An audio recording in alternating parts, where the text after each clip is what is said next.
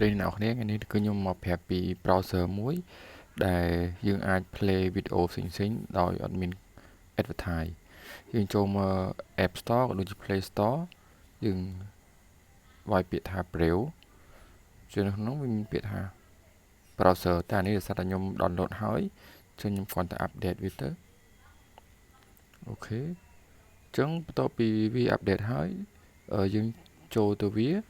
ហើយ admin ដែរក៏យើងអាច play ចម្រៀងជា background ក៏បានដែរយើងអាច lock screen យើងអាចស្ដាប់បានដូចធម្មតាអូខេនេះខ្ញុំចូលមក YouTube ខ្ញុំចាក់ចម្រៀងស្អីយើងអត់មាន advertise ទេអត់មាន load pop up advertise ទេហើយយើងក៏អាច add បទចម្រៀងយើងសម្រាប់ទៅជា playlist សម្រាប់ចាក់ស្ដាប់ដែរបានដូចគ្នាហើយវា storage នៅក្នុងទូរស័ព្ទដៃរបស់យើង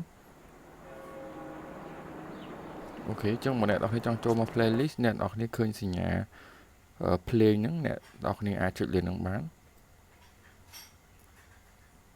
ដើម្បី add ចូលទៅ playlist អញ្ចឹងអ្នកនរគ្នាចង់បើក playlist ហ្នឹងមកស្ដាប់អ្នកនរគ្នាគ្រាន់តែចុចសញ្ញា3ហ្នឹងហើយចូលមក playlist អញ្ចឹងអ្នកចម្រៀងដែលអ្នកនរគ្នាបាន download ទៅឬក៏ add ចូល playlist គឺវានៅហ្នឹងអញ្ចឹង enjoy សម្រាប់កម្មវិធីមួយនេះ